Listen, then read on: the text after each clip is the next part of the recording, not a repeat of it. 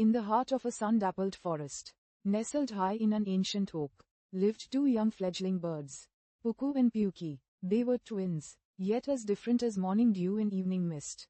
Puku was an adventurer at heart. His tiny wings itched for flight, his eyes constantly scanning the vast, emerald world beyond their nest. He would stand on the edge, squawking with excitement, imagining soaring through the clouds. He was quick to act, often impulsive, and rarely thought twice before a leap. Puki, on the other hand, was a thinker. She observed the wind currents, the dance of the leaves, the slow, deliberate movements of their mother. Her small heart fluttered not with excitement, but with a cautious tremor. She would watch Puku's antics from a safe distance, analyzing every wobble and near tumble. To Puki, the world beyond the nest was full of unknowns, sharp branches, and hungry eyes. Their mother, a wise old bird with feathers the color of twilight, watched them both with knowing eyes. She knew the time for their first flight was near. One crisp morning, she nudged them gently. "It's time, my dears. The world awaits." Puku, without a moment's hesitation, puffed out his chest and took a leap. He flapped his wings with frantic determination, a blur of tiny feathers against the blue. But his form was clumsy, his strength undeveloped. He plummeted downwards, squawking in surprise and a little fear, before Mama Bird swooped down and gently guided him to a lower branch. Ruffled but unharmed. "That hurt," Puku chirped, shaking out his feathers. But a moment later, his eyes gleamed. "But I felt the wind. I almost had it." And he tried again, and again. He tumbled, he scraped, he landed awkwardly. Each fall was a lesson, each bruise a teacher. He learned the rhythm of the wind, the strength needed in his downstrokes, the balance required for a soft landing. His courage was boundless, his spirit indomitable. Puki watched his numerous failed attempts, her own fear growing with each tumble. "It's too dangerous," she cried, retreating deeper into the nest. "What if I fall and can't get up? What if a hawk sees me?" She replayed Puku's falls in her mind, her small body paralyzed by apprehension. Mama Bird flew to Puki, her soft beak nudging her gently. "My sweet Puki," she chirped, "the fear you feel is natural, but remaining in the nest, though safe, will never teach you to fly. You have watched, you have thought, now, you must act, but in your own way." Puki took a deep breath. She didn't jump like Puku.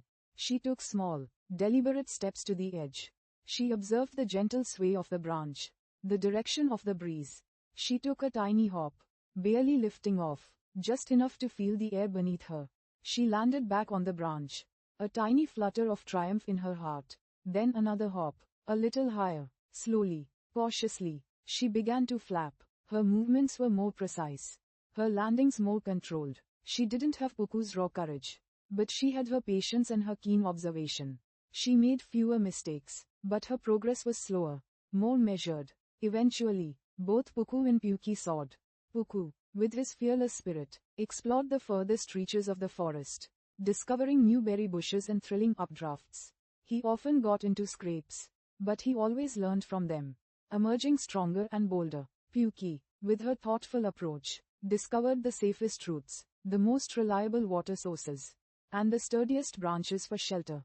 She became a meticulous navigator, her flights graceful and efficient. Years passed. Puku and Puki, now full-grown birds, often flew together. Puku's adventurous spirit would lead them to exciting, sometimes risky, new places. Puki's cautious wisdom would guide them safely through unexpected challenges. One day, they came across a nest of frightened fledglings, much like they once were. One little bird, wings trembling, refused to leave the nest, paralyzed by fear. Another kept jumping headfirst, falling clumsily. Puku landed beside the reckless one. "Keep trying," he chirped encouragingly. "Every fall is just practice.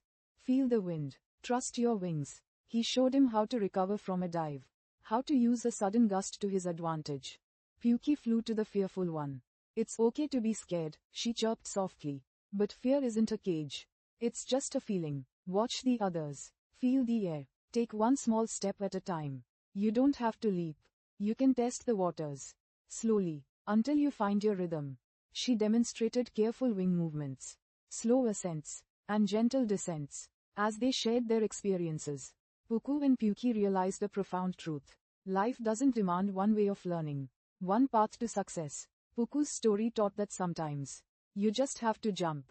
You'll fall, you'll get bruised, but the courage to try, to fail, and to try again builds an unparalleled resilience. It's in the messy, imperfect attempts that true strength is forged. Puki's story taught that observation, careful planning, and starting small are equally valid. That patience and self-awareness can lead to a steady, confident ascent, making fewer costly mistakes. It showed that true strength isn't the absence of fear, but the courage to act despite it, taking measured steps on your own terms. Both Puku and Puki learned that life, like flying, is a continuous journey of discovery. The nest is a safe place, but true growth happens when you dare to leave it. Whether you leap with abandon or step out with careful deliberation, the sky is vast, and there's room for every kind of flight. The challenges aren't there to stop you, but to teach you how truly magnificent your wings can become.